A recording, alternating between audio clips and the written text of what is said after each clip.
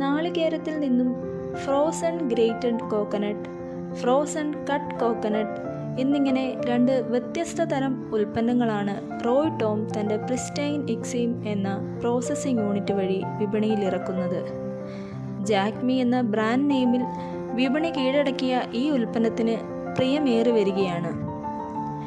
SFAC Kerala നടപ്പിലാക്കിക്കൊണ്ടിരിക്കുന്ന MSME പദ്ധതിയുടെ ഭാഗമായി ഇടത്തര സംരംഭമായി തിരഞ്ഞെടുക്കപ്പെട്ട പ്രിസ്റ്റൈൻ എന്ന യൂണിറ്റിന് മൂലധന നിക്ഷേപത്തിൻ്റെ 30% സബ്സിഡി തുകയായ 49 ലക്ഷം രൂപയോളം അനുവദിക്കുകയുണ്ടായി.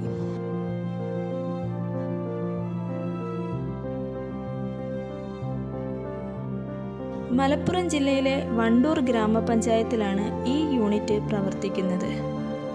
സ്റ്റേറ്റ് ഹൈവേയോട് ചേർന്ന് കിടക്കുന്നതിനാൽ തന്നെ അസംസ്കൃത വസ്തുവായ നാളികേരം എത്തിക്കുന്നതിന് യാതൊരു പ്രയാസവുമില്ല എന്ന് യൂണിറ്റ് സ്ഥാപകൻ റോയ് ടോം അവകാശപ്പെടുന്നു.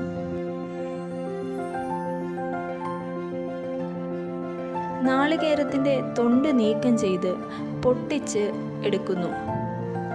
ഫ്രോസൺ ഗ്രേറ്റഡ് കോക്കനട്ട് തയ്യാറാക്കുന്നതിന് തേങ്ങ ചിരകിയെടുക്കുന്നു.